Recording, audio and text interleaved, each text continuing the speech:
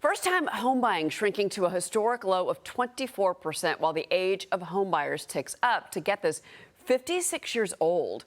According to the National Association of Realtors data, the number of first-time home buyers has plummeted from 3.2 million in 2004 to 1.14 million in 2024.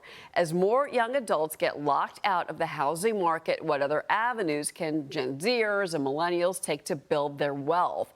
Here to answer that is Nicole Webb, Wealth Enhancement SVP Financial Advisor. Nicole, this is a very fascinating topic because these young home buyers, not only are they trying to get a leg up, get that first job, start to save some money, but they don't have those low interest rates that others their age had even 3 years ago, 4 years ago. Yeah, I think one of the really interesting things about the statistic that you put up was we were looking all the way back at 2004. And so now, 20 years later, what's very interesting is this has been embedded in culture. So we're seeing a major cultural shift. So it's not just that there's higher rates, the higher load of student debt, higher home prices, but there's also this cultural shift where we're consistently hearing now young people saying it's better to rent because of the price stability of renting versus these unexpected surprises, costs, and home ownership not moving in a straight line. And unfortunately, what we're seeing is that excess income that goes generally towards those enhancements or the cost to carry property, instead going into things like discretionary spending, travel, leisure, entertainment, which long-term is not successful for young people. Well, with the average home at $422,000, I mean, they basically need a six-figure salary to make this work if you're going to do the correct ratio, which is 25% of your monthly salary should go towards your mortgage or even your rent and nothing higher. Do you think it's worth it for this younger generation to try and buy a house right now? You know, it's fascinating. We've been talking about this a lot in the last 2 years. More recently, we're seeing consistently our clients taking distributions from their asset base to fund the down payments. And so you're getting this perpetuation of affordability, and it's generally not the young people coming to the table with all of the money to buy those homes.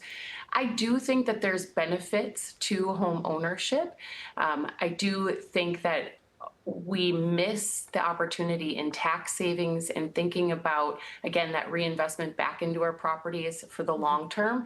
However, people are more nimble today than they were generations ago. And so if a person isn't going to live long term in their home, then there's obviously both the upfront acquisition cost, the cost to carry, and those things are hard to recoup in the short term. It's interesting that you say that, because this bank rate survey, 29% of Gen Zers say that the stock market to them is intimidating, which is interesting with all the interest in meme stocks that we saw during the pandemic or now with the crypto world exploding. But at the same time, you say, and I love this advice, you say the things that TikTok won't tell you about building wealth. And my favorite line you have, you say, follow fiduciaries, not influencers. Yes. And Cheryl, I have to say, one of the things that at some point, only because history tends to rhyme, the last 5 years have had explosive annualized compounded growth. In the midst of that, and I'm sure this is where some of that intimidation comes from, there has been massive swings. But that recency bias embedded in young people in what the market can do for them in the short term is fueling these TikTok crazes. So my generation was raised on Dave Ramsey. Whatever you do, don't use a credit card, save your cash, pay cash for things. Instead, you go onto TikTok today and everyone should own an Airbnb. Everyone should be buying rental property. Everyone should have passive income. Everyone should be trading stocks, not investing in them. And these crazes are not as easy as they may seem at the surface. Yeah, well, no, and you also say, and I love this, you say viral advice does not equal verified advice. And I think that that's really true because there are all these trends that they see on social media. But before you go really quick, this has been kind of a volatile time for the market, but the market has done great. Wouldn't you encourage the younger generation to get involved in this market? I mean, I remember when I was 22 and I was encouraged to get into the stock market, and I did, because that is what you were guided to do and supposed to, because wealth is compounding. Final word here. Yeah, absolutely. I think that that everyone should be investing.